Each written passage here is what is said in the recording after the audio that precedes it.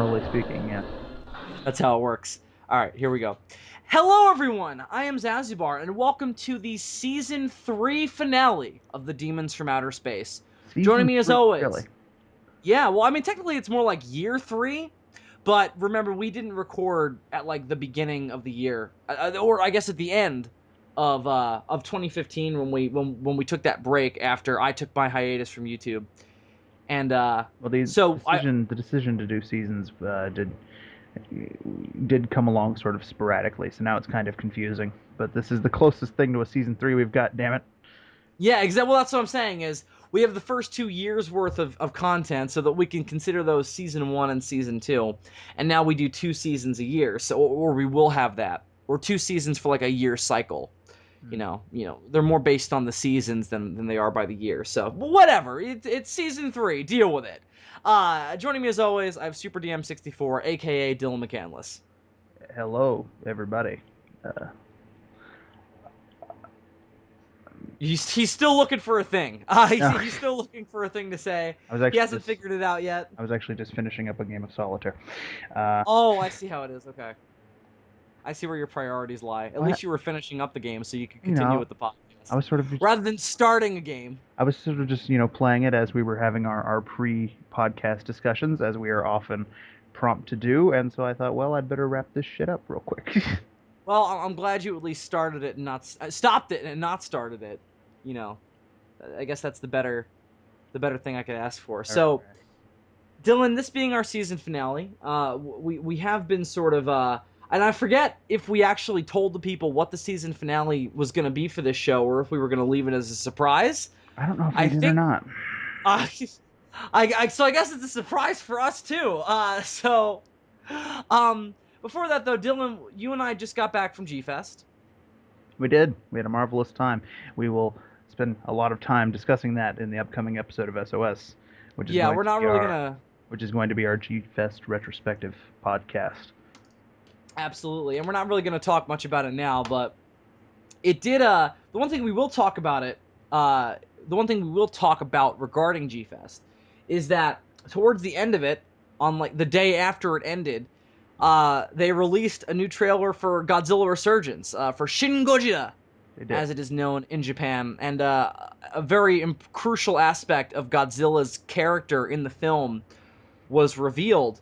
So, Dylan, what did you think of the second trailer for Godzilla Resurgence? I think I like it better than the first trailer. From what Mm-hmm. I remember of it, I've only watched it the once with you guys, and this was very late at night. Um, so from what I remember of it, I liked it better than the first trailer. I thought we got to see some things going on with the suit that were a lot more impressive than we've gotten to see so far. We that the scene that opens the first trailer where he's roaring at night. We got sort of an extended version of that where he sort of bends over afterwards, and Yeah, we also got our first glimpses of that purple atomic breath, which right, which is what I was referring to with the crucial aspect, because it's so crucial, his color. apparently some people are super pissed about it. I'm like, that is my least concern with a Godzilla design. I'm, It's like, I get it, but ultimately I don't think it matters. How has the rest of the internet come to peace with his stubby little T-Rex arms, but then they want to bitch about purple atomic breath? I don't understand. I don't get it. Well, because I think the stubby T-Rex arms are there for like a bit of a logical aesthetic reason. Because I guess the whole idea is the mutation has made it where his arms have shriveled up because they're burnt to a crisp. Right. With the purple atomic breath, it's like, well, why though? What about this Godzilla has made it that the atomic breath is purple? So I kind of get it more from that sense of it, Well, but I don't give a shit. I don't think it matters. I recently read somewhere, and I don't know how true this is because I'm not Japanese, and this was something that I read written by a fellow non-Japanese person, I would assume, that was just speculating. But what I read recently is that apparently the color purple like symbolizes death in Japanese culture. So if that's true, then there's That's actually a thing I don't know, but I'll believe. so if that's true, that's actually a thematic reason for it to happen. Also, I mean, you look at Evangelion, and it's clear that Hideki Anno has an affinity for the color purple. The main robot in that show is purple.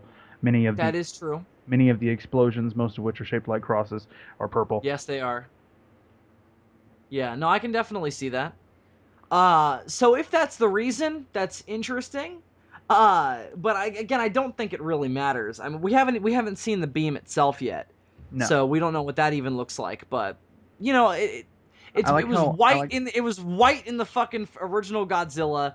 It was like a misty sort of blue in the early days of the Showa era, Mhm. and then it became more Right. stark blue later. And then we had red later on with the spiral We ray. had reddish orange a little bit, Also, you know. 2000s, just general ray was always red, wasn't it? Yeah, yeah. Um, So it's always been a little different. I mean, it doesn't ultimately make a difference, I don't think.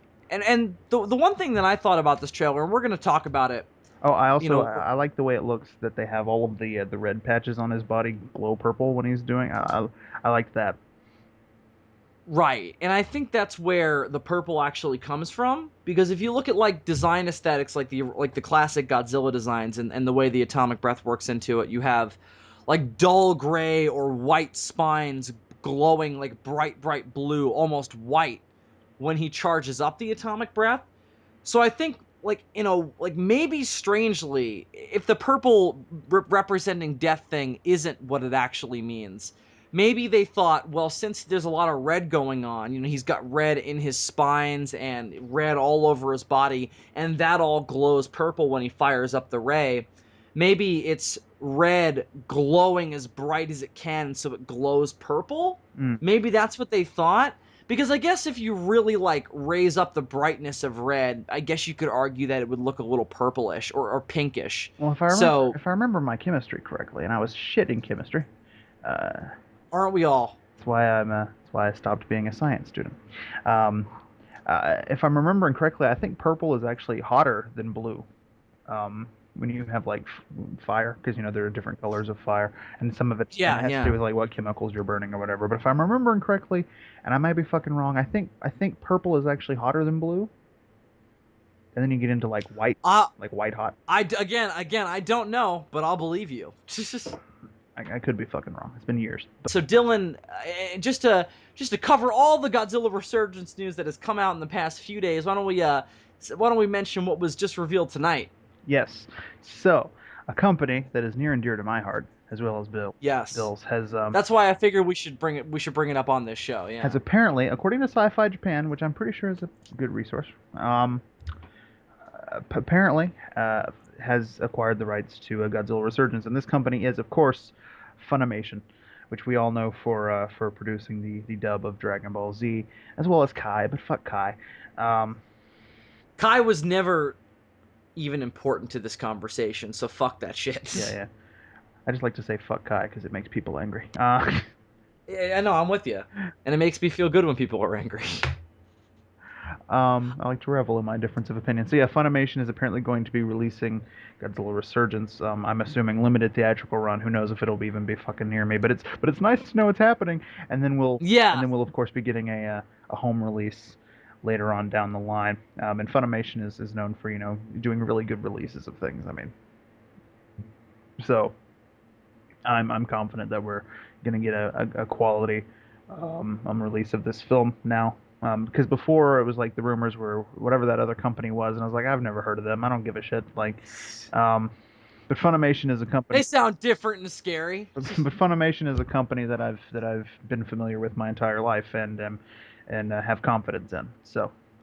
Um, so that's good news, I think. So I mean, remember Resurrection F was one of the highest grossing anime releases in the United States ever when they released that theatrically. Right. So I think that could only mean good things for the release of Godzilla Resurgence in the And I don't US. even know that Funimation ever did live action movie releases. I had no idea. I was reading the article. Apparently, they've done some others. I had no idea that they did that. I thought they were just animation, as their name would suggest. Apparently they released the two Attack on Titan movies in the Yeah, US. it would seem so. And they also did some. They had some sort of a deal with the Japanese made some movies out of Rurouni Kenshin, which I don't know if you ever saw that anime, but it's a samurai anime.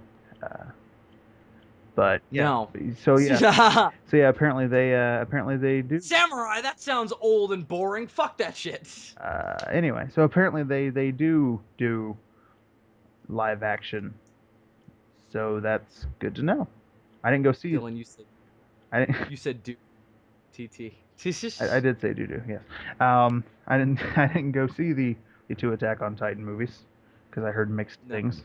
But I didn't want to attack on no Titans. no.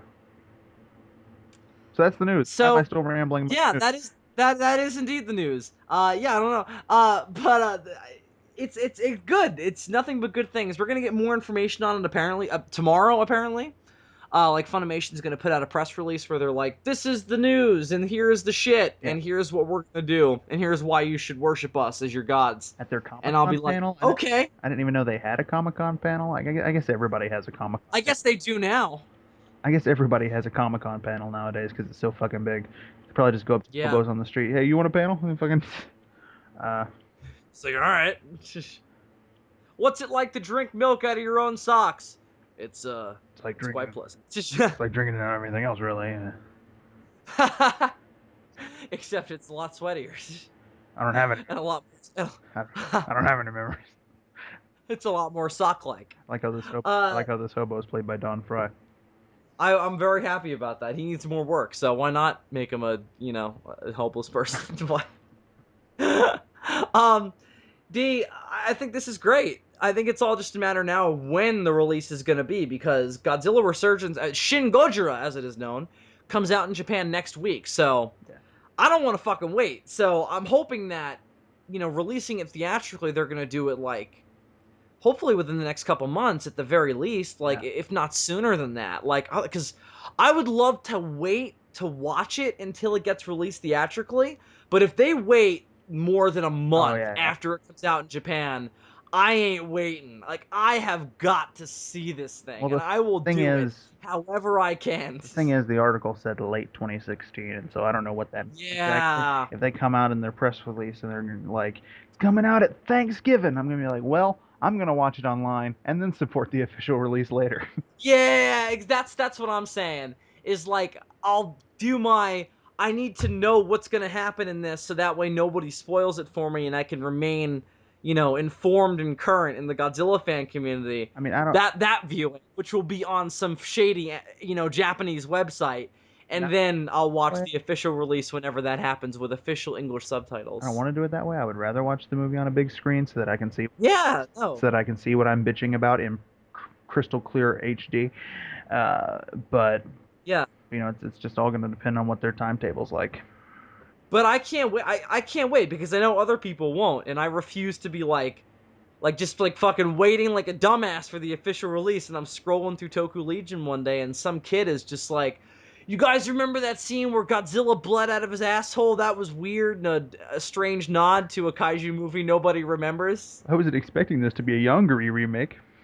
What was Anno thinking? It's weird. If you look at the new Godzilla design from certain angles, it does strangely remind me of Yongari. But anyway, that's a weird thought. I just thought I'd The share. neck is kind of long, like the 2001 Yongari. They move in a similar way too. The original Yongari, I mean, and Shin Gojira, they have like a similar walk cycle. But anyway, so I was very Dylan, all of disappointed to that. find out that Godzilla Resurgence is just a high budget remake of The Last Dinosaur. Disappointed. What's wrong with you? That sounds awesome. It does not sound awesome. So Dylan, aside from that Shin Gojira news, there are other Godzilla related things that we're going to be doing on this season finale of DFOS that we may or may not have revealed on the last episode. Yes, indeed So, there are. this being the season finale, we wanted to do something a bit more special than your run of the mill DFOS episode. Mm. So we're not doing a science based episode today, and we're not doing an entertainment. Well, I guess this is sort of entertainment based, but we're not doing like a review entertainment topic. Today we're going to be doing a commentary, which we haven't done on this show in quite some time. I don't think it's been a little bit. Mm. We used to do those a lot more often, I think, but since Yeah. we brought the structure to the show, it's been a while. Was it an episode of But DFOS that we did the Lost Skeleton of Cadaver? yeah, that was a long time ago though. That was like the first 10 episodes. Yeah, that was a long time ago. I feel like we've done one more recently than that, but I could. We did the Godzilla. We did the Megalon commentary as our 1 year anniversary Oh episode. yeah. We did one on Rudolph the Red-Nosed Reindeer for our Christmas special last year. We did. We've done, yeah, I guess 2 years ago now. I don't remember that. I thought that was a thing Uh, you. I thought I that. do. I thought that was a thing you did on Geeky Gentleman. Didn't y'all talk about Rudolph the Red-Nosed? We did the original Rudolph the Red-Nosed Reindeer on Geeky Gentleman. We did the 90s cartoon version on DFOS. Oh shit, we did, didn't we? Yes, we did. I forgot all Don't you about remember? that. Don't you remember Gohan's not a deer? Was I drunk? I don't remember this at all. I Probably. don't remember this at all. Odds are. I don't remember that at all. Wow. I mean, I remember it now that you say it, but I don't remember actually doing it. You know what I mean? The memory itself does not exist in your brain, in your gray matter. Yeah. That's unfortunate, Dylan. You have to stop doing so many drugs. um, So D, bringing back a long-standing I don't tradition know of what the you're Demon talking Cinematic about. Space. But Stop judging me. Uh, so bringing back a long-standing tradition, we're going to be doing a commentary on this season finale of the Demons to Matter Space. But Dylan, what are we going to be doing a commentary on this very special episode? we're going to be doing a commentary on wow, how to lead this in. Oh fuck it. We're gonna be. Yeah, it's weird, right? Well, the reason this is interesting to do on this show in particular is that the thing we're doing a commentary on is directly responsible for you and I meeting and becoming friends. Right, If it had not been right. for this thing, there would be no G-Fest road trips, there would be no DFOS, and there certainly would not be any. Well, I've already pretty much laid it out. There'd be no Godzilla Odyssey. So the Oh people yeah, who love those two issues, you'd be much sadder about your lives. none of that shit would have happened because So you have this show to thank for that. this is the series of Zazubaars that I first found and led me to contacting him. It is his. Oh, really? Okay. Yeah, because remember. Well, fuck. Okay, I gotta say what it is before I tell that story. Because Yeah. what we're commenting on is the fucking Godzilla Gang. I love the fucking Godzilla Gang. Because If remember, I ever bring the show back, that'll be the title, the fucking Godzilla Gang. because remember, Because people have stolen the name since then, so I could just call it that to cover that up and to gotta, make it to make it stand out we more. gotta make it an animated series and call it the real Godzilla Gang. No, I'm tempted. but yeah, if you remember, Bill, the first time that you ever became aware that I was of me as a person was when I messaged you about the video you made talking about outside writers for the show. Because what Right. had happened was I found the show and I watched it, and then I got to that video, and then I had my idea and I messaged you about it, and that's how we became acquainted. Right. That's how the horses got going, as they say. Mm, And by they I mean nobody, because I don't think I've ever heard anybody ever say that. no, not at all. But uh, yeah, so we're gonna be doing a commentary on the Godzilla Gang. In particular, the 6 episode arc that was kind of the first season. Oh wow, my words. The words are hard. The first season. Sounds like a season of seizures. Which you can kind of describe this as, I That suppose. actually segues Uh, into a common theme in the Godzilla Gang, which is typos. Beautiful, yeah, beautiful typos. there's actually a really good explanation for that too, which is interesting. Okay. Those were not intentional. We'll get to those though. I thought not. Uh, yeah, but it was weird why. Anyway, we'll talk about it. So we're gonna be doing the first 6 episode arc of what was supposed to be like the first season of the new show. There was always supposed to be a season 2. As with many things with us, it never happened. So we just have this first season and then a whole bunch of sort of isolated videos and kind of mini-series after it. Yeah.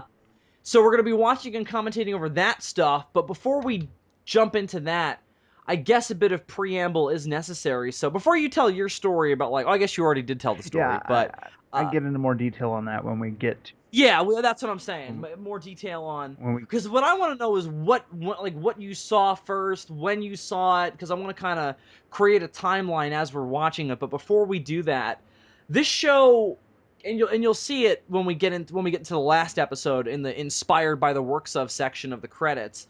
I was a big fan of the YouTube channel It's Just Some Random Guy, with his Marvel DC stuff. I don't know if you're familiar with his work. never heard of them. Oh wow, okay. He was pretty big. Back when like The Dark Knight came out and when the first Iron Man came I like out. the fact that just some And random guy was big. Like that's his name, and he was yeah, big. that was. Yeah.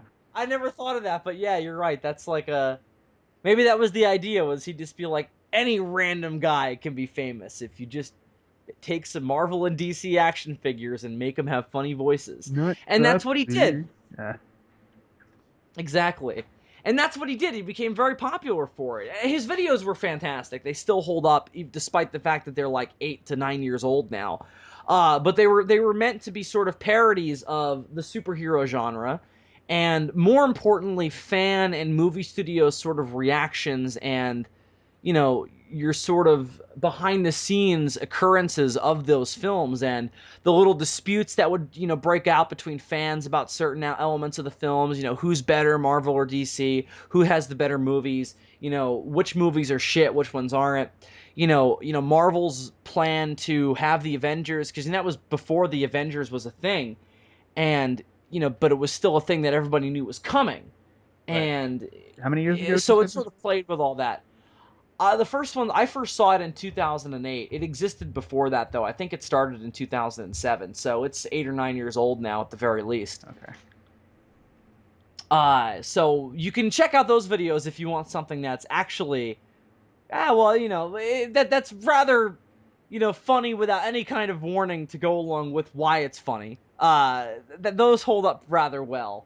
And those were my inspirations for doing that with Godzilla characters. That was the idea was, well, if somebody can do that with Marvel and DC heroes and, take those characters and make funny versions of them that are self-aware about the fact that they're movie and, comic book and fictional characters and comment on the behind the scenes goings on of their movies, as if they're real characters acting in those movies. Well, why can't you do that with Godzilla? Wouldn't that be funny? And nobody had done that, at least to my knowledge, at that point with Godzilla characters. There had always been like, parodies of Godzilla made where like they played with the idea of him being a real person who acted in movies, like Godzilla being a real monster that was in movies made by Toho. Like that was not a thing I came up with. That was a thing that had been done in other things prior to the Godzilla Gang. Right, right, right. But using toys and doing it in a setting where they're kind of hanging out in a social situation was not something I don't think I'd ever seen before. And I just wanted to do that, which I took from It's Just Some Random Guy with Godzilla characters. But the angle of using toys came from not It's Just Some Random Guy. He was just kind of the inspiration of the situation to put the characters in. But doing stop motion and doing it with toys actually came from me being into. There were a bunch of YouTube channels that were interconnected that were all about Godzilla and tokusatsu toys, like Ultraman Chronos, Deadzilla, uh, Goji 73, I believe was his name. I think Uh, so I because I rewatched yeah, I'm because we rewatched these today in preparation for this video, and I think that was the name listed in the thing. in the credits. Yes. Yeah, and the reason why that's a point of contention that I had to bring up was at last year's G Fest. I thought I recognized that guy, and I couldn't remember his YouTube channel name, and I messed it up when I went up and said hi to him, and it was kind of embarrassing. Uh, that's why I just kind of wanted to make it clear that I wasn't sure what exactly his name was, but yeah, I'm pretty sure it's Goji 73. So all of those YouTube channels and the stuff that they were doing with Godzilla figures also inspired me and gave me more of an interest in collecting Godzilla vinyls because they were doing all these cool videos with them and I wanted to do the same thing. So those were my dual inspirations for the Godzilla Gang. And this was not like the first time I'd done it either. This 6 episode season. I don't know if those videos are still available, but you can. There are older Godzilla Gang videos that I I made. believe I came across them once, Yeah, maybe a year or two ago. I believe I came across them. you poor motherfucker. I didn't watch very much, but I'm pretty sure I came across them. Was the Hulk in one of them for some reason? Yes, the Okay. Hulk was in one of them. Yeah, yeah. The only ones that are up now are the ones that are on a different YouTube channel than Zazubaar. because I made a separate YouTube channel for the Godzilla Gang when I first came up with it, because I first came up with it back in 2008, that summer. So exactly 8 years ago now. And I started doing it on my channel, and then I decided to give them their own channel because I thought that might be like, if they were going to be successful and if they were going to get a good amount of views, I wanted to give them their own YouTube channel separate of what I was doing on mine, because mine wasn't just stuff with action figures, it was live action stuff as well. Yeah, Not that I had any. were you still doing like WoW videos at this time? This is, yeah, definitely. I was still very much so into World of Warcraft, but I was also just doing a lot like of random live action skit stuff, because that's what YouTube was at that time. Right. Was just short, weird, nonsensical but funny in some ways, videos that you put up for people to watch. And that's what my channel was. I mean, it wasn't really anything. It was whatever me and my dumbass friends wanted to do every week with the camera equipment that we had, which was nothing. So that's You and know, that's how you get things like the Ghost Skater. the Ghost Skater, the werewolf one where I dressed up in a werewolf costume and like waved at cars as they were driving by. There are a whole bunch of older videos on my channel that are very, very weird and very embarrassing for me. Not that I give a shit, but because I've kind of accepted the fact that I was a loser when I was younger, and still am, but not as much, I don't think. I think I'm a sensical loser now, but back then I was just kind of a weird, like very nonsensical loser. So, that's something that I look back on now with that mindset. But anyway, Hey, so hey man, high school's a bitch. yeah, well, this was well, the original Godzilla Gang stuff was pre-high school, and That's the right. original That's right. Godzilla Gang stuff uh was also different because it wasn't stop motion with pictures, it was like a video. And it was me manipulating the figures with my hand on Yeah, camera. because you're like not even a full year younger than me, so you would have been like what, seventh, eighth grade at the time? Yeah, Yeah, I was very young. because I graduated eighth grade in 2008. So yeah.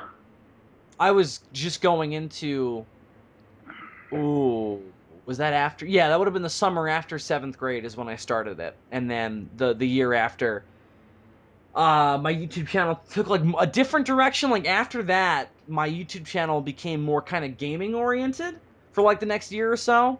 And then like the year after that is when I kind of came back into movie reviews and stuff and made it more of what it is now. And that's when this series started, this other Godzilla Gang series, where when I rebooted it.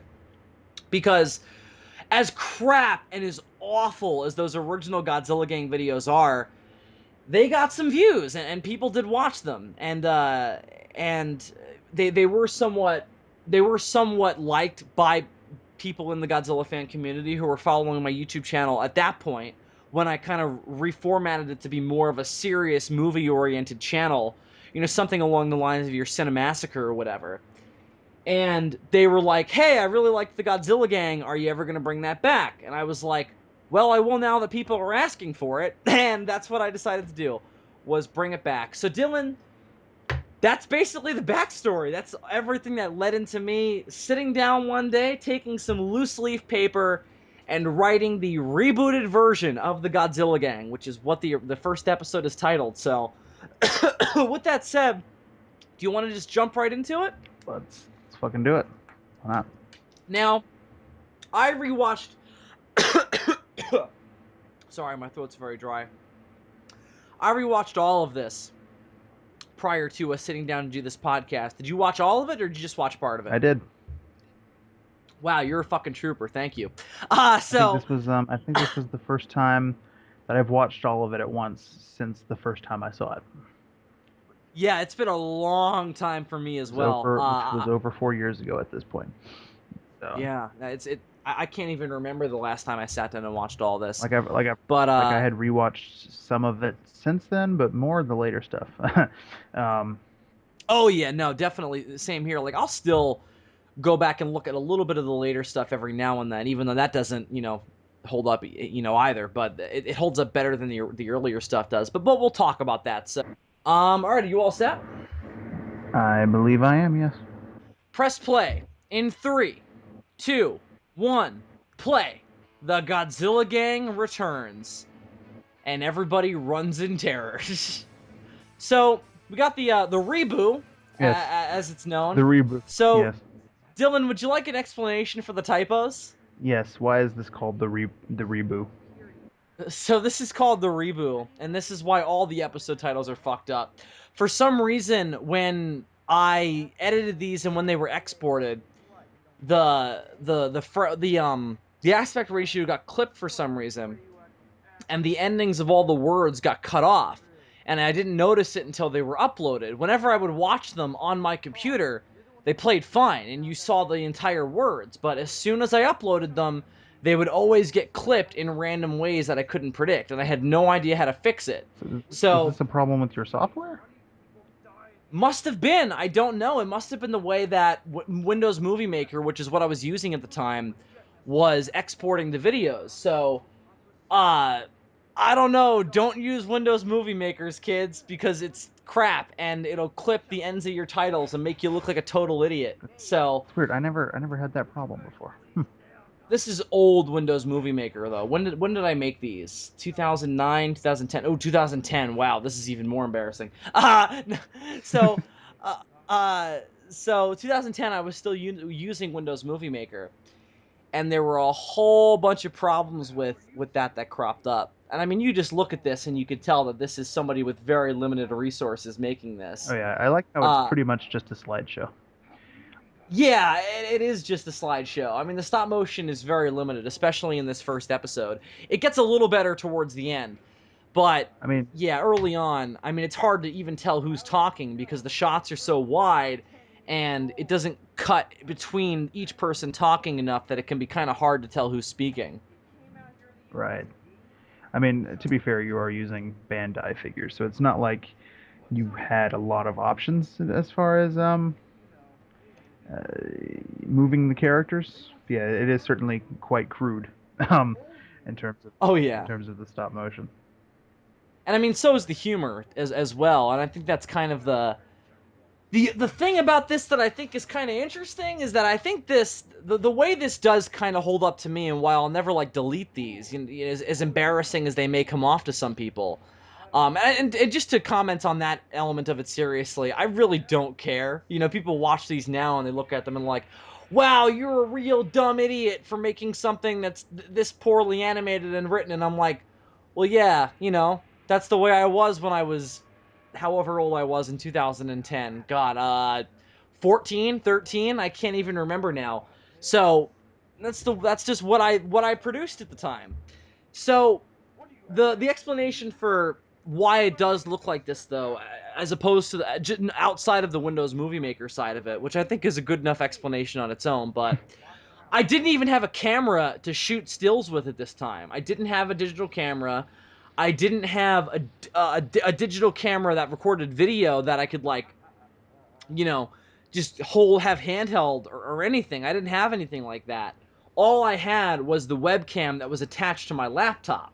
So that's what all of these stills are taken with, is the webcam. Oh, okay. So that makes it extremely limited what you can do with the angles and everything. So when you get close-up shots like this one of BG right now, you actually have to, kind of tilt the laptop down, bring the characters close to the camera, and then kind of manipulate it so you can't see the floor so they could kind of be standing wherever. Yeah. This is also why I didn't really want a lot in the background, See, this is why. so that way you couldn't really tell where you See, I are. always assumed that you were taking these images at least with like a regular camera. This makes several of the things that I've noticed make sense. For example, there are moments where your hand is visible, uh, Yeah, I mean that's the thing is which that is odd. the I the, never the I never actual noticed that 4 years ago when I watched these for the first time. But today I was like, holy shit, there's his hand. really, you never noticed that? They're everywhere. My hand pops up like 10 or 15 times in every I mean, episode. I guess I just wasn't paying very good attention that first time. But Because the other thing is too that because of the way I had to film these with the webcam, like I said, oftentimes I had to hold them in the part of the frame that I wanted them to be in, and there's so many times where you can see me holding the figures because I had to. Oh shit, we're already on episode 2. yeah, these Uh, go by really quick. why don't we press play for episode 2 of the Godzilla Gang in 3, 2, 1, play. Now, one thing I did So notice though, and this is less excusable from a technological point of view. So Okay. sometimes the lines don't match up exactly with what the figure is doing. Like a figure will move, and it's not quite in sync with like when their line delivery is supposed to be. Yes, that's true. And you want to know why? There is actually a technical excuse for it. Okay. So Windows Movie Maker is co-starring. Oh yeah, that's in all of them. That never got fixed. Anytime you said starring or co-starring, you always drop off the G on the end. It's just starring. Yeah, and again, it was never intentional. It was always just it would get clipped off. It just wouldn't go through when the video was exported. Also, in future, Uh Grandpa Gojira is referred to as Grandpa Gojer. yeah. And Grandpa Gojira is probably my favorite character next to Z. I can see that. Uh I love Grandpa Gojira, and I always loved writing him. Oh, I So I know I anyway, used him in an episode of the Villain Gang that never got made, and he was a lot of fun to write. Uh, yeah. Well, I mean, he's just like, it's always fun to have a really dumb, insane idiot on a show like this. And in this show, like, every character kind of consists of that, but Grandpa Gojira is the one where he has the most interesting conceit for it. And, it's fun to get to write, like, an old, senile Godzilla character. So that was always fun. But, so back to what I was saying, though. When I was editing these, the way I was doing it was I didn't always have the option to like trim it, and the timeline for Windows Movie Maker was very rudimentary, and it was kind of hard to get your audio and your pictures to line up with the exact like to cut and then start exactly where you wanted them to cut and start. You know what I mean? mm, Because you didn't have as much kind of free reign to focus in on it or as much precision with it as you do with a high quality video editing software. So a lot of the time, me being young and everything and doing this in my spare time, I would get frustrated trying to get it to line up with the characters' movements and the dialogue, and I would just be like, whatever, it's close enough. People will get the point. Fuck it, I don't care. yeah. And there's a lot of that in this. So D, we're in the second episode and we haven't even remotely talked about what they're talking about, and we did rewatch these just for that purpose. So, what's your interpretation of the story of this? Because I'm interested to know, because I never really talked to anybody about what this was actually about and their interpretation of it when I made it. Yeah. So I'm interested to know kind of what your take is on the Well, story. the odd thing is, in the first episode, it seems that G has never met G2K before and is unaware of him as a Yes. person. But then in the second episode, apparently they're related. So that's a bit. Well, they're brothers, yeah. The way it works is not overall very consistent. Um, And I was a bit sort of confused on how to handle that, because I was like, I want there to be more than one Godzilla because I have more than one Godzilla toy, and I don't have a lot of variety outside of that. Like, I don't have a lot of other Godzilla monsters, so I need to write. There's my hand. I need to write in the story a reason for there to be multiple Godzillas. So in the first episode, it's explained, every time there's a new Godzilla series, there is a new Godzilla. So in this, it's like Grandpa Gojira is the Showa Godzilla, G is the Heisei Godzilla, and G2K is sort of like a representation of all of the Millennium Godzillas, even though that's not really accurate, but that was how I did it. but then even with that explanation canonized, BG still makes no fucking sense. BG, yeah. Oh shit, we're already on episode 3 now. BG is a total mystery. I always wanted to write him out because he was just like, he was there to fill space. And I didn't even need him. There's a lot of characters on this show. I mean, look at that. You've got 5 in the main cast. Right. And I don't think you need BG to fill in that gap. But you know what, though, Dylan? Okay. This kind of makes reference to that, though. Like, Okay, so he's sort of played up as like a bit of a joke. I've got episode 3 set to 000. Why don't we finish talking about what we're talking about though before we?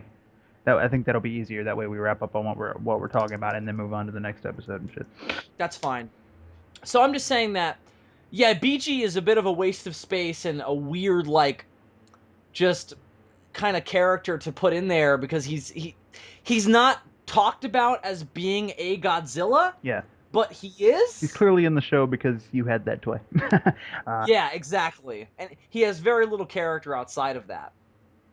He was supposed to die in a big heroic sacrifice at one point. and I cannot remember the particulars of it. Was It's this one of the was that what was before that? the Villain Gang? No, this was during the planning of the Villain Gang. Right. Because remember, the Villain Gang was supposed to play into an arc I had planned for the Godzilla Gang. Yeah, yeah. I was about to say For I killed him in the Villain Gang scripts that we never produced. I didn't know if that was what you were referring to. Oh, that is where he died. Okay, Okay, I gotcha. wasn't sure if that's what you were referring to or if you were referring to something that you had planned before that. I couldn't remember when we were planning on killing him, so I'm glad you did. Oh yeah, he dies. But I still reread those scripts every now and then, so it's all pretty fresh here.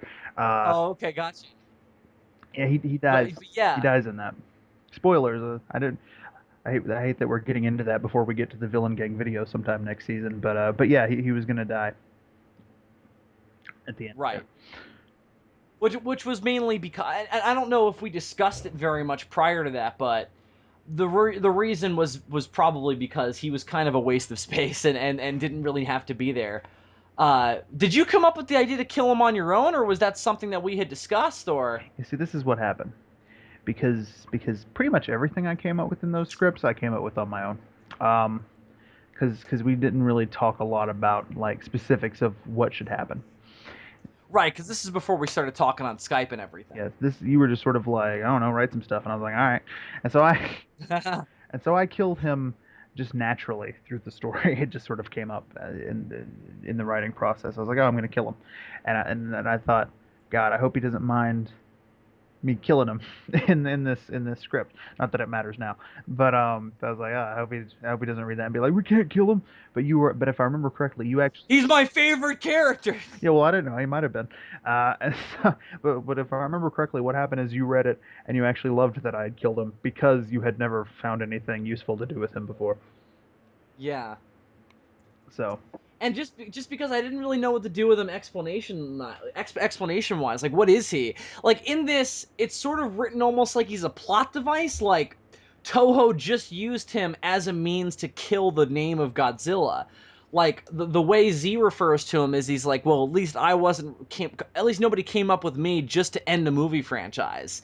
Like almost like he was one big Deus ex machina, like just referring to the design element, yeah, not make him a character, but in the weird explanation of what the show is, he really should be considered a Godzilla or just another version of G, because that's what he is. It's the same suit. he's almost like G. I almost picture him as G's like deformed brother.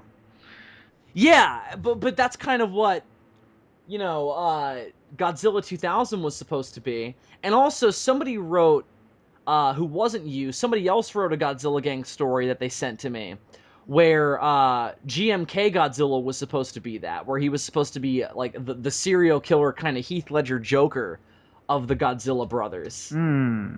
I think you, I had a couple of scripts that people I sent me that they wanted. think you told me about that one before.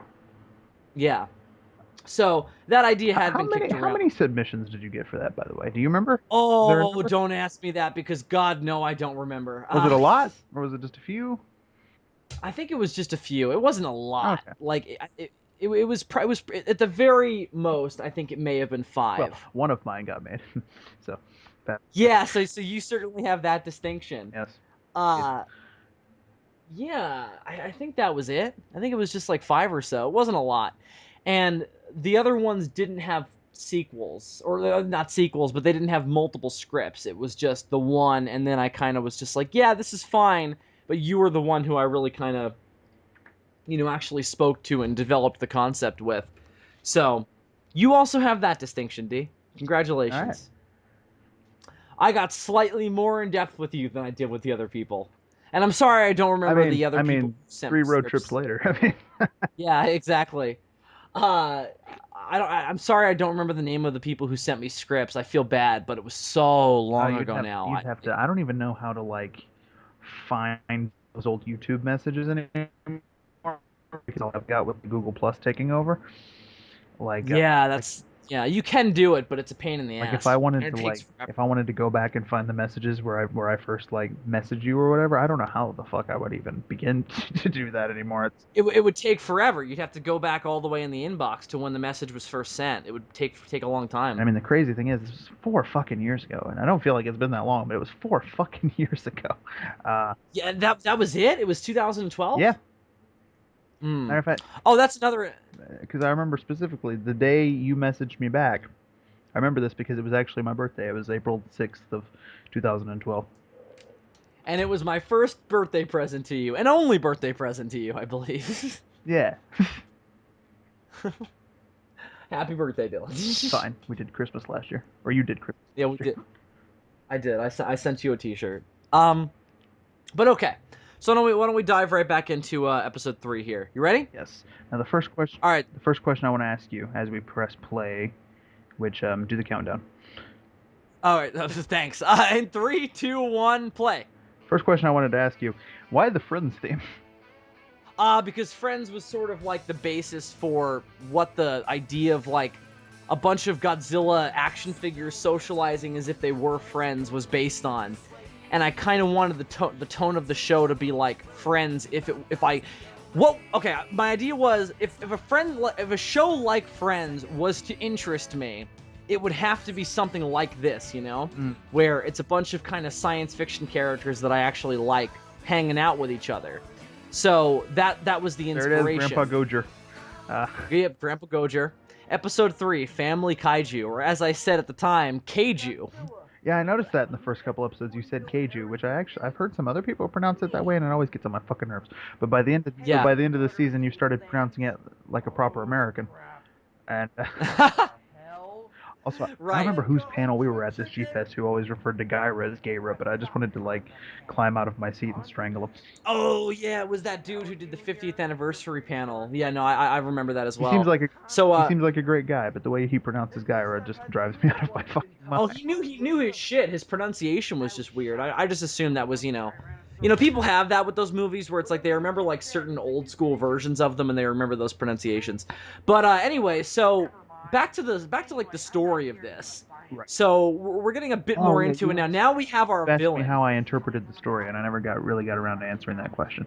I Yeah. mean, it's pretty straightforward. G2K and G are both wanting their inheritance or whatever, but apparently Gigan has some claim to it because of a thing that happened in the past between him and Grandpa Gojer, and hijinks ensue.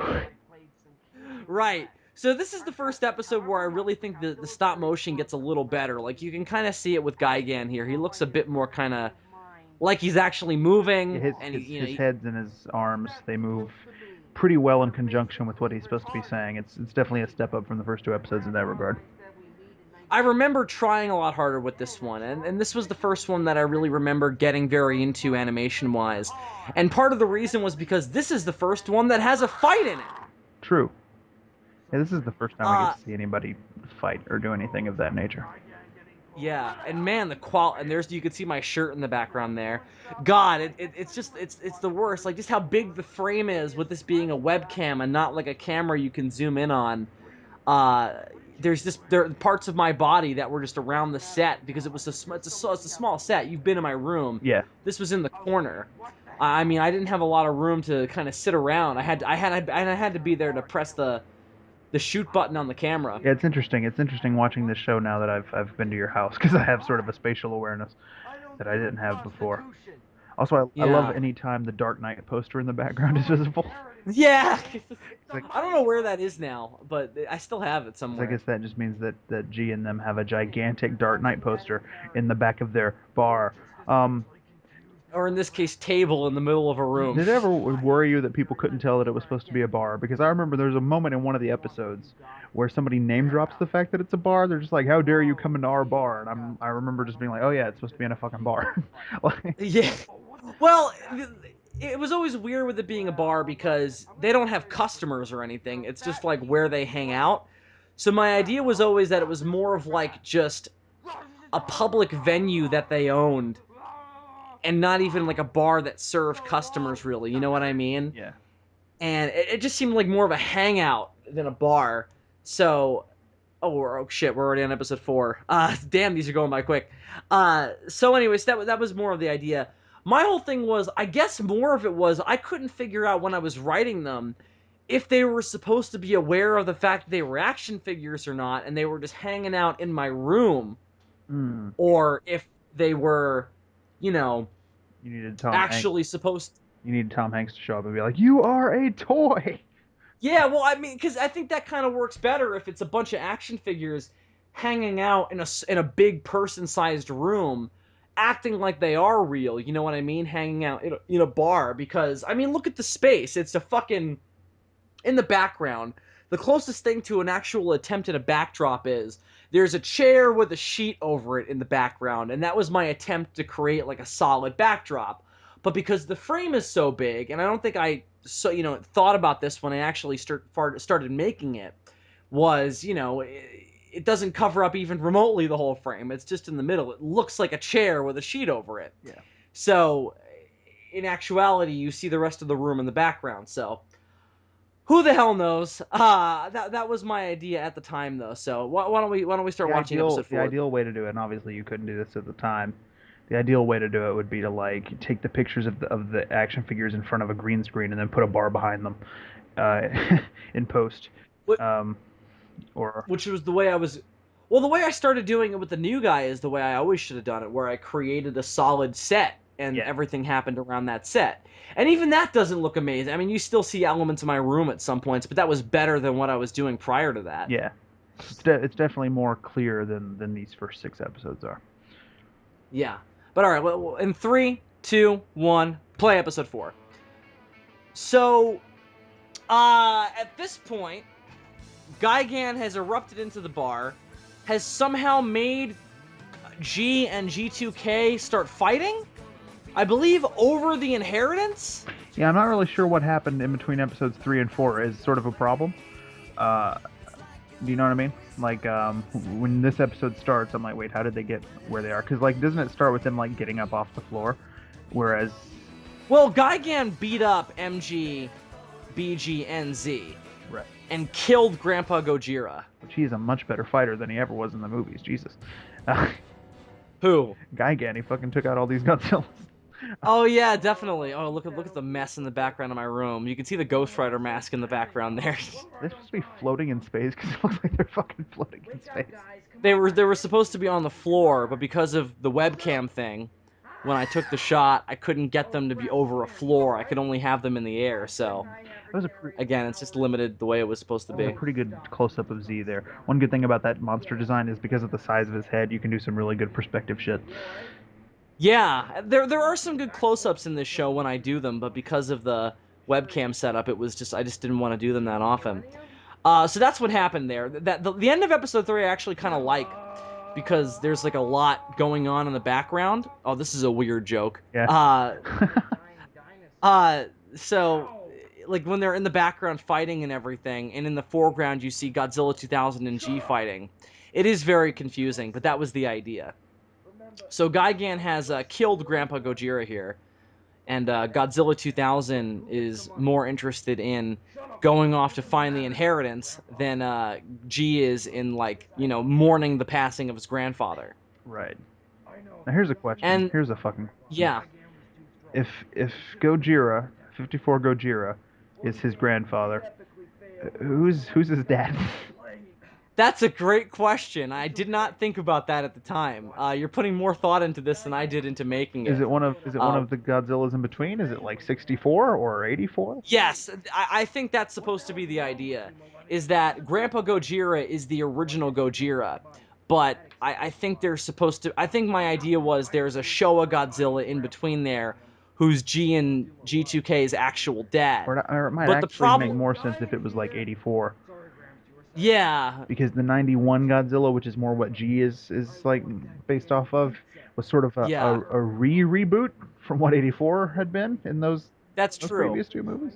So it might make even more sense if it was like 84 is their dad, and then Grandpa Gojira is, well, Grandpa Gojira. Well, the thing is, I said it earlier, he's more of like the Showa Godzilla because Gigan refers to the fight in Megalon having been with him. Right. So obviously he is supposed to be the Showa Godzilla, There's also a moment. even though it. There's also a moment where somebody mentions G2K being in Final Wars, and I'm like, all right, I get what they're going. I get what he's going for. That it's supposed to be a representation of the series as a whole, even though it's like, yeah. Even though it's not that design, I didn't have the Final Wars Godzilla, so I wanted that joke, but I didn't have the design to go with it. So right now, it seems like G and everybody are trying to convince G2000 to help them go get revenge on Gigan for killing Grandpa Gojira. And one thing, when I rewatched this earlier tonight, one thing I thought, having just seen the new Ghostbusters, is that I think this has a similar problem to the new Ghostbusters, where it kind of runs off the rails with certain jokes and it completely overshadows the moment-to-moment story. And I just think that it makes the whole thing 10 times less comprehensible than it would have been if it was just more focused on telling the story and just having the jokes naturally there to fill in the gaps, Yeah. Whereas with this, it just seems like I just wanted to make a bunch of jokes and there's a loose framework narrative to go around it, which is what it actually is. Yeah. Comes Oh, comes across a bit Gigan's comes back. across a bit more Family Guy than South Park in that way. Yeah, and it definitely is more so that way. Because I didn't write this in the beginning with the idea that there even was going to be an overall story. I was just making shit up as I went along. Yeah, that's apparent when you go from episodes 1 to 2. Like episode 1 clearly didn't have like any plans for doing more shit after that, and then 2 it's like, oh, suddenly there's a plot. Yeah, exactly. And I mean, before we get to the next episode though, the thing is, the whole idea with this sort of thematically, because there is kind of a theme that runs through the entire season, even with episode 1, is you've got this whole idea of people trying to make money with the name of Godzilla. Mm-hmm. And whether or not that is the sole focus of this franchise or if it is to, service the fans and celebrate what the franchise is all about, which is fun and crazy monster movie fighting and all the magic and wonder of all of that wonderful shit. So there is sort of a theme here that I think still does work. Like, I think what it tries to say about the Godzilla fandom and what it tries to say about making money with this property and, what's going to happen in the future with it, I think that's all still, like, very, like, I still feel, I think it still reflects what I actually think of all that.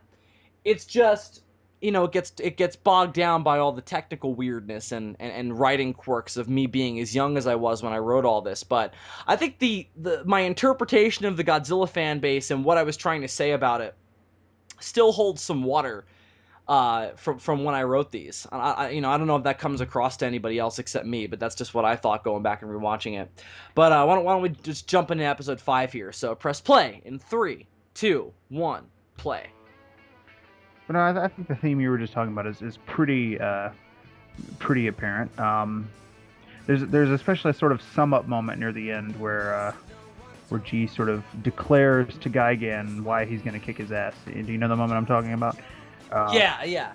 There's so many of those though in the last like 3 episodes. Like my problem with this show is, I feel like episodes 3, 5, and 6 are identical. They're just fights with Gigan, and the only thing that's different about 6 is that Gigan has a different design. Okay, now that one, that was a typo that had to be you and not the program. You just spelled episode epsiode. Huh? Oh no, yeah, that was definitely me. That couldn't have been the program. Here's another moment of BG addressing the camera. BG was almost like the Jay and Silent Bob of this movie, or of this show, where he was the one who would address the audience a lot. Yeah. Z does it too, but he does it a lot more. And again, I think that was just me trying to find things for him to do. So I guess I should address Z here, because he's probably the most awkward, or potentially awkward element of all this, because he's a completely, like, fucking gay stereotype. Oh yeah. So, and I mean, it's not like I was trying to make any mystery out of that. Like, he brings it up himself, and I mean, BG was just like, I bet you were expecting a gay joke from Z there, and Z was like about to hump Gigan's head, and to kind of make as the punchline to that. Oh, okay, that's what he was doing. Yeah, again, it's not clear with the animation, but that was the idea. So I would say that any gay person who watches this is absolutely justified if they find what Z says and does offensive. Because the way it almost, like, the way you could argue it comes off is like, well, Z is like the joke of the Godzilla gang because he's Zilla, and everybody hates Zilla, especially at this point in my Godzilla fan life. You know, this was 2008. I was just getting into the online Godzilla fan community and making fun of 98 and going off on, like, you know, flame wars with people who defended 98 was still very popular. So Oh yeah. I feel like you could make the argument that Z being gay was like my attempts at like homophobia, or like, you know, being like, he's dumb and stupid, so he has to be gay. But in reality, that wasn't my mindset at all. If anything, the inspiration for him being very effeminate and gay was he reproduces asexually in the movie. Mm. And I think my whole idea was, well, he's got some effeminate qualities because he kind of represents both genders because Honestly, I he think it reproduces comes. asexually in the movie. Honestly, I always assumed that the idea came naturally, and this is how it come across to me through the way the figure looks. Yeah, that It's too. very effeminate, that figure. And it's weird because that figure is also based more on the Zilla Jr. design from the show Right. than it is on the movie. And that Zilla is very male. Like, that Zilla was supposed to be more like the traditional Godzilla because he couldn't reproduce, and his design was altered to make him look a little bit more like the real I Godzilla. do like that Z joke right there, where everybody roars and he just goes "rawr." Yeah, no, that's like one of the best jokes. I think I reused that later too. And this is an okay moment animation-wise, I think. Yeah, All this limited, like, cartoon stuff that's added on for the beam effects and everything in the blood, that's all done in Microsoft Paint. what I was saying, I think the reason is that the '98 design just doesn't translate that well to being one of these Bandai figures, and Yeah. so it just comes across differently than in the movie. But he looks very effeminate in the show, just the way he holds his hands, and he's very top heavy. Um, Well, that's the thing too, is that getting him to stand up was a pain in the ass. That was the other struggle a lot of these figures had, was getting them to stand upright. All of the Godzillas had no problems because their tails were made to balance them. right. But look at Z there. He's standing on, like, the back of his foot. He's not even standing on the bottoms of his feet. His legs all messed up. Yeah, and I mean, if you look at the old school Godzilla Gang, when I first made these, I actually had to put him in a mesh wire to get him to stand up. He was standing in the crooks of the table to get him to stand upright. I had that's what I had to do. Mm. But I just thought I'd bring that up because that was always a concern I had. Nobody ever actually called me out on it, but that was like something I always was paranoid about, was that somebody would watch these one day and be like, "You're a fucking homophobe, you piece of shit, because you make the character who's supposed to be the loser the gay one." And that was never my intention. And if anything, Z is my favorite character, and he was always the most fun to write because he's the most optimistic, he's the most, like, bubbly, he has the best jokes, I think. You know, everybody else is trying to be like a kind of, oh, I love that too. I love that ending where they all roar and everything. You just cut to Gigan just burnt to a crisp. Yeah, there was a similar joke in that one Villain Gang episode that actually did get produced, where we cut to just a chicken. just, Yeah. just like a picture of like a chicken on a table. It was great. Anyway, yeah, I think Z does have some of the best jokes. The whole fish shtick can get a little old at times. I think it's a lot of fish, but I agree. But it was always supposed to be like a fish. Fish is like his drug too. So he's a bit of a drug addict as well. Z. mm, But I always liked Z in this story as well because he's supposed to be like, you know, he's the character who everybody has given up on, and he's kind of just comfortable in his little lot in life. But, you know, the whole idea of the series is Godzilla is about to be rebooted in America again, and Z is the failed attempt at rebooting Godzilla in America, but one that made money.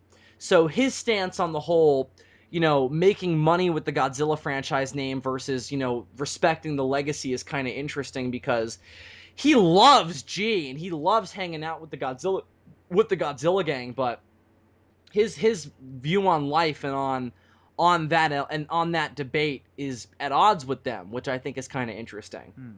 Now, one thing I find interesting is that you mentioned before that you thought BG was sort of a waste of a character. in these early episodes, and that you were never really quite sure what to do with him. But honestly, with all of his moments where he's talking to the camera or whatnot, I felt like you actually found more things to do with him than you did with MG. I feel like Yeah. MG doesn't get a damn thing to do in these 6 episodes. I mean, I'm pretty sure there's one moment where he shoots Geigen in the back with his eye beams because those were way too thin to be atomic rays. But Yeah, he was the first one to attack Gigan. And of course, his whole character idea was he was always supposed to be the voice of reason. yeah, He was supposed to be the Donatello of their group. You know, G is sort of a mix of Leonardo and Raphael, and I think that G2K is like kind of straight up Raphael. mm, mm. And then Z is your Michelangelo, and BG is, I don't know who BG would be in the TMNT comparison, but that was sort of my thought process. But you're absolutely right. MG gets nothing to do in this, and I didn't even think about that until you just said that.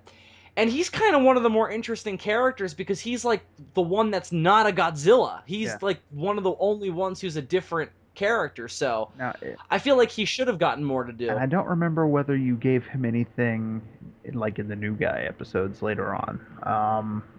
Yeah, he gets a bit more to do in that I because thought he's. so. I think so. He gets because if I remember, he was the one who was the most against Gamera of the classic crew. Like he was the one who was the most like kind of against him taking over G's role. Mm. But I don't really remember. He always should have gotten more to do because he was always interesting because he is the voice of reason and everything. So it's like interesting why he hangs out with them. He was always also supposed to be a bit of a square, and he's supposed to be married. And the idea is that he's supposed to be married to Garuda. That was always the idea. I don't remember that at all. Did you ever mention That's that? Was that a Yes, I think that's mentioned somewhere. hmm, I don't know if it's in the original 6 episodes or if it's later, but that is mentioned somewhere. I don't think it's in these original 6. I just rewatched these earlier. But that's interesting. I never knew that, or if I did, Yeah. or if I did, I had forgotten it. No, he was always supposed to be married. Hmm. But yeah. Also mentioned in this is the idea that he drinks antifreeze. Yeah. As opposed to them all drinking alcohol because he's a robot. But it's weird. Like MG is a separate again, a separate character from all the other characters, but in the Kaiju Christmas special, that is technically in the Godzilla Gang universe, G turns into MG. Yeah. You know, That's which is weird. I never really thought about it. that special really doesn't connect with anything. Like There is a reason why it exists, and I'll explain it when we watch it. yeah, But our yeah, plan is to comment on it during our during next season's Christmas episode, and it's not very long, so it'll just be like a segment of that video. But yeah, and I don't even think we necessarily have to wait until after doing that before we even do the new guy stuff because it's so outside of the continuity that like we could watch it any fucking time. You know? no, but the new guy is a direct response to what happens in that, though. Like G's crisis in the Kaiju Christmas special is the conflict of the new guy. Because remember, the whole idea is he doesn't have his voice. I remember He that. lost it. I remember that. That's like the only thing that connects, though, is the weird thing. Yeah, no, that I agree. That's the weird thing. But the reason, well, I guess I'll just mention the bare bones of it now. I had gotten a But new camera. the idea of Godzilla morphing into Mechagodzilla would make a lot more sense if you had had a Kiyu. Yeah, definitely. I still don't have a Kiyu though. That's the one of the ones I never bought. I should have gotten one of those at G Fest this year. I had the money for it. Fuck. Oh well. I now have a Mechagodzilla 74 though, so I'm happy about that. A little tiny chibi one. Oh yeah, you do, don't you? I was like, I don't remember you I buying do. a 74, but yeah, the little chibi guy. Yeah. I of course have my my vinyl that I love so very much of Mechagodzilla. Did you get that at G Fest this year or? No, I've had this one for a while. I actually found it at Toys R Us. Oh, that's awesome. That the last time, when 2014 came out, suddenly selling Godzilla vinyls in toy stores was cool again, and so I was able to scoop. So Right. I was able to scoop up a couple that I didn't have before, and this was one of them. Yeah, no, I have to. Bringing back this show now would be great because I have so many more figures now that I could use to make different characters. You know, I have a Ghidorah now who I always wanted to do more stuff with. Oh yeah, I've got an SH Monster Arts Godzilla who you could do stuff with. because I remember when I Who was I remember when I was writing the scripts that I was writing. One thing I always had to keep in mind was like, okay, what does he have and what doesn't he have? And like, I Yeah, remember yeah, yeah. messaging you at some point and being like, okay, what do you have? Uh, Right, right, right. now you could really, And I was open to the idea of buying more toys. I just never did. yeah. So now Is Space Godzilla in the villain gang in the one episode we he did? is. I'm pretty sure you got him specifically because I think you had already wanted one, but I think you actually got him because he was in that script. Because I know I I think I messaged you and asked you if you had a Space Godzilla, and I think you were like, no, but I can get one. I was like, cool, and then I wrote him. right, okay. Yeah, cuz I bought him at New York Comic-Con the only time I ever went. So, I didn't know if that was before or after we did that, but I guess it was probably around that time. Uh but anyway, so why don't we watch the season finale of the Godzilla Gang, Dylan? Are you ready? Yes, we have really flown through these. Not that they're very long. We've No, I expected to do this. Let's see how long we're into the actual podcast. Yeah, we're over an hour, so we're doing fine time wise. Oh, I do have to cut out a considerable amount of that, but when we took a break, but oh, right. it's still Yes. we should still have enough for a full episode. So why don't we watch the last one in 3, 2, 1, play. The only episode So not to different. have the Friends theme. Yeah, this one has "Blow Me Away" by Breaking. I think that's Breaking Benjamin. It's some band. Operation Final Horror. That's the other thing about this. The humor is incredibly crude. It's very juvenile, very like. Well, I mean, I think it goes back and forth. Like sometimes it's more juvenile, and then sometimes it's a bit more like sort of subtle wit, you know. Yeah. But most of the times it's very like poop and fart and sex jokes and all that. Yeah. And I mean, that's just a testament to how old I was when I wrote it. I mean, I was 13 years old. I was hanging out with people who were also 13 years old. This is what we thought was funny, so I wrote that into the show. And this is when I first got one of the first new figures I bought in a long time. Because some of these figures were from when I bought when I was a little kid, like Burning Godzilla and G and all them. I bought when I was a little kid. But the Gigan and the Godzilla 2000 were ones that I had just got when I made this series. So I wanted to write in the transformation from Showa Gigan into Final Wars Gigan because I just got that figure. Yeah. Even though if Gigan worked under the same logic as the Godzilla Gang figures, it would make more sense if Final Works Gigan was like Showa Gigan's son or some shit. Yeah, definitely. But it was neat that you had a transformation sequence in there. Yeah, well, I mean, what I should have done is I should have had, like, oh, I love this shot too, where Z just kind of comes into the frame there. I like the strange What physics at play in this show. yeah, it's fucking insane, right? Uh, what I should have done is had Godzilla and the gang, or G and the gang, kill Gigan in episode 5, and then have Final Wars Gigan show up in the finale, and fight them for revenge, because that would have been like an interesting way to continue the story, where it's like a weird cycle of like Gigan killed Grandpa Gojira, so the Godzilla gang wants revenge. The Godzilla gang kills Gigan, so then Gigan's son could have wanted revenge. So yeah, that would have been more interesting. Oh well, it worked out all right. But now we've got them all pep talking themselves up before the big fight. There's way too much of this, I think. There's way too much of like just build up to the fight before the fight actually happens. Because you have to buy that Gigan is just like standing around that whole time. And I mean, he brings it up. He's like, I'm really getting sick of all the talking. And towards the end, he just does something in the middle of them talking just to spite them. So that is brought up, but... Now, this is probably my favorite It's, BG moment, where he explains that he has the doctor's note. yeah, I like that too. Yeah, you're right. Yeah. We're talking about how BG is kind of a waste of space, but yeah, he does kind of do some fun stuff here. Yeah. I just love how Z is like, "Why are you so mean?" I always really liked BG in these episodes, which is why when I killed him in that one script, and then you were like, "Oh, I'm glad you did that because I could never really find anything to do with him." I was like, "Really?"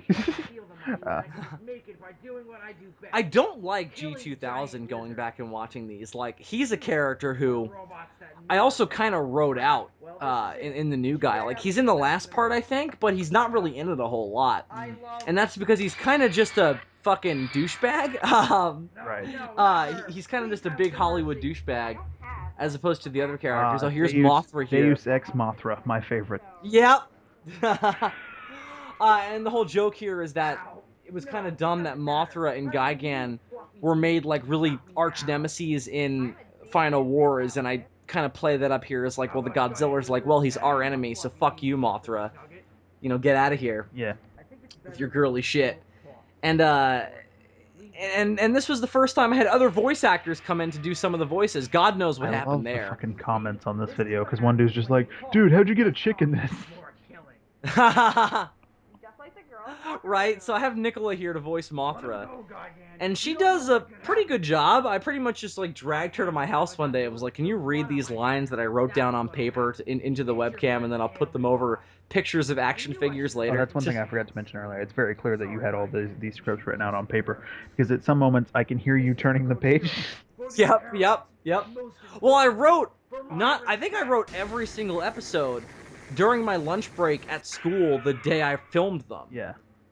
I'm pretty sure is what happened. So that's why the episodes, like, I didn't really reread them a whole lot after I wrote them. Like, I would kind of write them and be like, that's good, and then read them as I was filming them, and then read them as I read them when I was recording the lines, and you know, just because I was trying to get them done quick and as painlessly as possible. For the death of my grandpa and for But done with the monologue. so I mean, in the end here, you've got a fight over the inheritance, and you've got Mothra coming in inexplicably. Oh, and Gigan flies off here. That's probably one of the best stop motion shots. Yeah, but that was pretty good. This is after I fought, I shot, excuse me, this like test fight between the Godzilla 2000 toy and the Gigan toy that I was always going to use for another like kind of live action series. And I never ended up making that either. But my stop motion got a bit better after that. I got news for you. We won. So we've got them all. Oh, they hugged, Dylan. You see, they made up because they're brothers, you know. And now we have to write out Deus Ex Mothra. Never speak of her again. Nope. Well, she was in a later sketch, but she's not in it. She's just mentioned. But yeah. The atomic breath effect changes every single episode. Like, sometimes it's got some other colors in it. Sometimes it's just straight blue. It's kind of whatever I wanted to do when I drew it. Yeah, I thought it was interesting that you made his eyes glow red when he does it. I always thought that was cool with the animated 98 Godzilla cartoon. Yeah. And I wanted to introduce that with the traditional Godzilla because I thought it looked cooler with paint and made it more clear what was happening. And Grandpa Gojira's alive! Yay! Yay. Woo! He just fell asleep. That's one of my other favorite jokes. Yeah. And we're about to wrap up here with this joke that doesn't really make any sense. Milkshake! Ah! Ahaha. So that's it, Dylan. That is the Godzilla Gang Season 1, Cue, as I originally wrote it. cue the Final Wars music. Still says starring, at least it's consistent. G, Yeah. Billy Wurster. G2K, Billy Wurster. MG, Billy Wurster. Z. I guess this guy... This is a Tommy Wiseau situation, you realize that. Right? I know. Gojira / Giga, Billy Wurster. This is also when I was still calling myself Billy. You could have done these credits so much faster if you had been like Mothra, Nicola, everyone who's not Mothra, Billy Wurster. Exactly. Oh, inspired by the works of... List. Yeah, it's Goji 73, yeah. And unfortunately, friends, this is back when I had like this weird like anti-Friends mindset where I was like, Friends is the worst thing ever, fuck Friends, and now I'm kind of just like, The Godzilla yeah, Gang, Friends is fine. The Godzilla Gang will return. Yeah, oh shit, the Kaiju Christmas special starting. No, we're not. We'll watch that when the season is right. So, Dylan, the only thing I wanted to ask you about this, since now we're already finished. Damn, it went by so quick. I know. When did you first see these? Did you see them as they were coming up, as I was uploading them, or did you see them after that, when they were already all up already? No, it was just shortly before I messaged you that time. Actually, I remember at some point I went down this weird rabbit hole of just watching Godzilla videos on YouTube. Fair enough. And at that point, as a Godzilla fan, that is a thing that makes sense. Yeah, and I stumbled upon the series and watched it in order. You know, at first it was like super crude, but I was fascinated. You know, a little bit. I was fascinated by I don't remember what I was fascinated by, but I was fascinated. Yeah, what about it made you keep going? Because it's so like crude and weird. I don't know how anybody ever watched it, like what they thought of it, like what they liked about it, because I know what I liked about it. It was always just the writing of the characters and getting to do fun, crazy things with Godzilla Yeah, toys. But even though the animation was just, well, shit. Let's be honest. Even though yeah, even though just say what just say what it is. I mean, it's not gonna hurt my feelings now. even though the animation was shit and the humor was hit or miss, and I thought that when you missed really hard, but when you also hit really hard. I think what sort of intrigued me about it was the characters themselves. Yeah. So I kept watching for that reason. And then I remember once you got to the new guy stuff, I was like, oh, this is actually getting pretty good. Like it actually gets really decent in that part, in my opinion, or at least that was my opinion at the time. We'll see when we Well, rewatch. I had a story to tell at that point. Like I had an idea. Um, Yeah, at this point it was just random jokes. And I think that's why it's so hit or miss with the humor. and I Like mean it's even just me throwing shit at the yeah, wall. and even in this commentary, we talk about how the animation, even in this first 6 episodes, gets better as you go along. Like I could clearly see that this thing that I was sort of intrigued with was getting a little better as time went on, and then I got to the new guy stuff, and I was like, I actually really like this. And then I remember seeing the video where you were like outside writers, and I was like, well, I have an idea for a thing you could do, and that's how it all happened. Yeah. I didn't know you got into it all at once. I thought you maybe were introduced to it earlier and then kind of kept up with it as it was coming Oh, out. But I didn't know that this was the stuff that you first saw of mine. oh yeah. Did you then go back and watch my movie review stuff, or did you like Uh, see my stuff later separately, or? After I saw the Godzilla Gang shit, yes, I saw some of your other episodes. I saw, some old chats that you had done with Adam at the time, and some ZGC shit. I think I might have seen your Gargantua's review at some point, if that lines up time wise. Um, Yeah, that was all made before the Godzilla Gang, I think, or around the same time. yeah. So yeah, I saw the Godzilla Gang stuff. When I was out of that, I saw some of your other shit. So yeah, that's how it happened. Interesting. All right. Well, that is the first set of commentaries that we're going to be doing on the Godzilla Gang series. Now, this is sort of like Godzilla Odyssey retrospectives, in that it's us kind of going back and looking back on something that we both worked on together. I Yep. mean, obviously, at this part of it, I was just working on it by Yeah, myself. But I don't come in until quite a bit later. yeah, no, we've still got a bit of it to get through before we get to your part of it. But we just thought it'd be fun to comment on this old school stuff that I did, talk about, the good old days and how we got to know each other, and what started this friendship and everything, what we both connected over, and what got Dylan into my channel, because you were a subscriber before you were a friend of mine, so which is Yeah, always weird whenever I think about it. Like, you were somebody who watched my shit, yeah. and then we became friends later. Like, it's very weird to me. What had happened was we were communicating through YouTube messages about the villain gang shit, but we didn't actually talk until the first, or no, the second World War G video, because Because I wasn't in the you first weren't in one. the first one. It wasn't until the second one that we actually ever spoke to each other. Yeah, Yeah, um, and it was love at first sight. because the way I got into the World War G videos was an adjacent story to what was happening here, in that around the same time that I found you, naturally I found Adam, um, by association, and then he noticed me in the comments of some of his videos and was like, "Hey, you want to be in this thing I'm doing?" And I was like, "Fuck it, sure." And I don't give a fuck about my life. fucking do it. Let's see what happens. Why you would shout that when asked that question? It's just very, very emotional. So yeah, so I wound up being in those videos sort of separately of what was going on with this whole Godzilla gang thing, and then you wound up being in the second one, and it went on from there.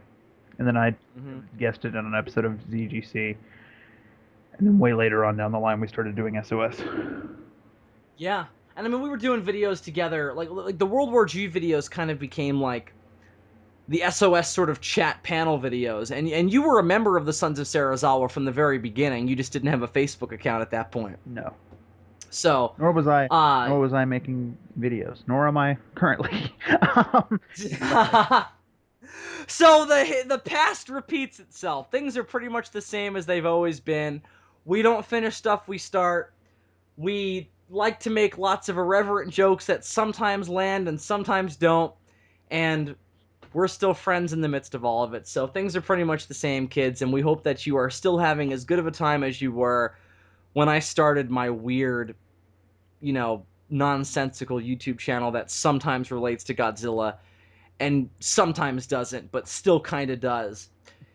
So, and I guess that's the best way to sum up this podcast: the Demons from Outer Space and this season. So, Dylan, that is it for season 3 of the Demons from Outer Space. It is. What'd you think? What'd you think of this season, man? What's your take on the brand new kind of rebooted idea of DFOS that we came into with this season? I think it worked out well.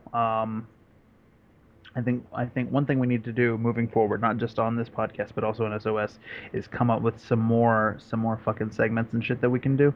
Because when we rebooted both of these shows, we just had 2 segments for each. Like on SOS, it's shit you may or may not care about and scraping at the door. And on this show, it was like we'll do science weeks and we'll do what's the other one? Fucking Entertainment-based topics. And we sort of came up with some other ideas along the way. I think we started some things that could be interesting moving forward. We did the wouldn't it be fucking interesting if video, which that was super fun. I think we can get some mileage out of coming up with different scenarios for that in the future. Oh yeah, definitely. We started several ongoing review type discussions with our Dragon Ball Super reviews, our X-Men reviews that we started doing, which look for those moving forward in the next season. Now these Godzilla Gang commentaries, which there will be more of in the next season. So I think we've unintentionally created more segments that we've been doing. So yeah. What I like about the new DFOS as opposed to even SOS is that because it's just you and me, it's easier to focus more on individual topics than it is. SOS is more of a general, broad topic show because there's more people on it and there's more ideas getting thrown in. Yeah. But with DFOS, we're able to kind of pick out an individual movie or TV show or book or whatever and just go, well, let's discuss this just between 2 people. And that's always been the point of this show. The point of this show was always, hey, the 2 of us have like a different chemistry than we have when we're with the rest of the SOS crew. And we could do like a whole show just of that, and that's always sort of been the point of having this second podcast. Yeah, definitely, and I think it's worked out even better for this season than it ever has before, and I look forward to continuing it in the future. What I also just like about this is, especially with the review topics, it's a good place to just, when I watch or read a thing, I'm just like, this is something that I think I would like to talk about with Dylan. Let me get it to him so that way we can talk about it on DFOS rather than going through the trials and tribulations of doing a solo video on it. Like when I had Relic as an audiobook that I wanted to discuss, I was going to do a solo video on it, and I was like, this is never going to happen if I do it as a solo video. So let me see if I can get Dylan in on this and we can do it on DFOS so I know it'll happen. Right. So a lot of the times I do that now, where I'll be like, well, I want to discuss this thing, but I know I'll never do a solo video on it, so let me just do it on DFOS. Now I have the second book downloaded. I haven't listened to it, but I do have it, so we can do that at a future point. Yeah, so we've already got a bunch of stuff planned for season 4. The first episode is definitely going to be about the Black Goku saga in Dragon Ball Super, because assuming if that's that it's over by that point. If it isn't are. over by that point, we can just do X2. Yeah, exactly. Well, X2 is another thing we're planning on doing. We're gonna do Reliquary, of course, at some point. We're gonna do our normal science weeks as well. We've got a whole bunch of stuff planned. I bought a whole bunch of stuff at G-Fest that I kind of want to do podcasts on. I think at some point we discussed doing a Daimajin episode in some capacity. Right. Now, you've already reviewed those movies. I reviewed all 3 of them with Adam over on his channel. But I think we could do it again, and here's why. Because it's the same premise as the fucking X-Men reviews, and that it's something that I'm intimately familiar with, and you are not. Right. Yeah, exactly. So we can do it with that mindset going into it. And we could also break it down movie for movie, because I feel like if we do all 3 of them at once, they're going to kind of bleed together, where we'll be like, well, this happened in one, and the same thing happened in this one. Because this podcast is also a bit more kind of condensed as well, I think it might be better if we do one per episode. So we'll probably break up the Daimajin reviews just like we did with the X-Men to kind of stretch it out. And the interesting thing about whenever we do an episode like that, where it's like something I'm familiar with and you're not, is that it sort of flips the dynamic a little bit. In that it's me going, so what'd you think of this? As opposed to you going, so what'd you think of this? Like Right, because a lot of this podcast is me going, well, Dylan, here's what I want you to talk about, so talk about it, I'm like, please. I don't know, fucking Leave me alone. I don't have any memories. kaiju in it. That's Sometimes. it. Sometimes the things in our videos have kaiju in it. But yeah, so we've got lots of plans for all that in the future. I think we'll also start taking viewer recommendations. If there's anything you really want to hear us discuss on this podcast that's maybe connected to stuff we've talked about before, maybe just stuff you'd like to hear Dylan and I give our thoughts on, definitely throw it down in the comments. You can send it to either of us on Facebook, or probably just me because Dylan probably won't accept your message. So you could send it to me on Facebook at Billy Worster If you on send me a Facebook. Facebook message and you're not my friend, I don't see it until like weeks later when I actually open the message tab and see, oh, there are message requests.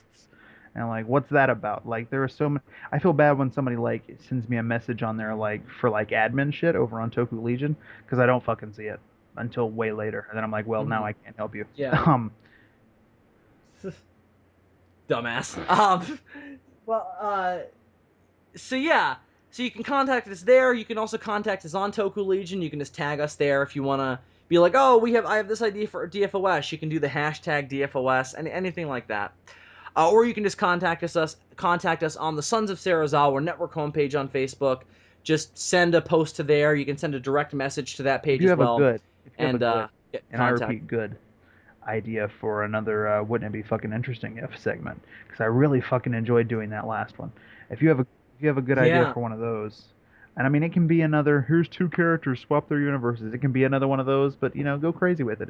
It's a pretty broad idea. You can do fucking anything. Um, Yeah, because our whole idea was Marvel What Ifs was our inspiration. So anything that kind of fits that mold, like, wouldn't it be fucking interesting? Like, one we talked about was, wouldn't it be fucking interesting if Godzilla and Gamera switched franchises? Like, what if Gamera was the vengeance-filled destroyer and Godzilla was the Atlantean-based yeah. superhero? But who knows how much mileage we could get out of that? That's But one that we something could along maybe those do in the lines. same vein as the Goku slash Superman one, and I'm definitely open to doing more of those. Hey, these two characters swap universe type things because it was very interesting to take those characters and think, well, how would they be different if they were in that environment? But I'm just saying, you know, with a title like "Wouldn't it be fucking interesting if," you can fucking do anything. So go Yeah. crazy, kids. If you have an idea, Any kind of alternate theory, any kind of like just like idea that you want us to kind of noodle our brains over, definitely hit it down there, and we'll talk about doing it my next only season. criteria would be it has to be something we can get mileage out of because we got to fill It would have to be fucking interesting. we got to fill a show with this shit. Uh, believe it or not. Right. So.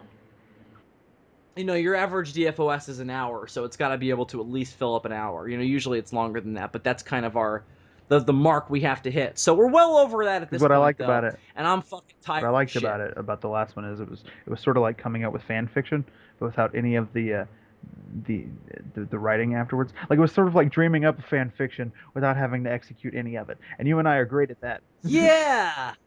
Oh, we're awesome at that. That's our favorite thing. Dreaming things up and then not executing them is our fucking bag. So Oh, if only we could make money off of right, that. It would be only you can make great. money not doing things. Oh, we probably can. We have to find a way to do that. That'd be Yeah. great. But as we continue our quest to make money without doing any work at all, we hope that you will support us by liking the SOS Network homepage on Facebook, the Godzilla Odyssey Facebook page, where there will soon be a brand new episode of the Godzilla Odyssey retrospectives, where we'll be doing issue 3, where Godzilla was supposed to cross over with Pacific Yes. Rim.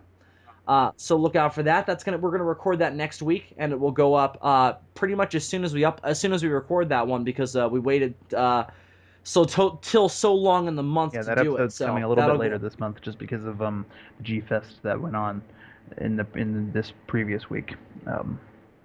Yeah, because everything before that we spent building up to it, and then we were away for a week, so it kind of knocked us both out. So there's a lot of stuff we got to catch up on. I have so many YouTube videos I have to upload that were recorded before and during G Fest that I haven't even touched yet. So we'll have to get to all In fact, that. there's a strong possibility, unless you turn it around and upload that video like the day after we record it, that next Odyssey retrospective might be in early August. No, I'm gonna try and get it up right before. Like, I'm gonna try and get it up the next Yeah. day, as the exclusive Facebook thing, and then just get it up on the 31st for the general public. That's always been my idea, is release it at the end of the month. Yeah, and then so, a couple months into August, we uh, can knock out the fourth one. Yep.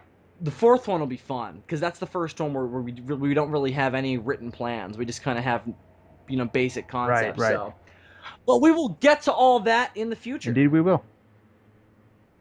All right, everyone. So that is going to do it for season 3 of the Demons from Outer Space. Thank you so much for supporting us as always. We as always had a blast doing it, and we will continue to have a blast in the future. So we'll see you next season.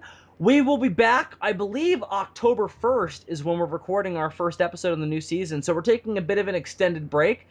And I apologize for that long gap, but we really need like a solid break in between seasons to kind of recharge our batteries and everything. And I have so much stuff I have to do before I go back to school this year that I really need some time off from doing regular podcasting. So we'll take that time off and we'll be back in October. Yeah. We'll do the occasional video here and there. I mean, we've got the fucking the Odyssey ones and whatever else comes in.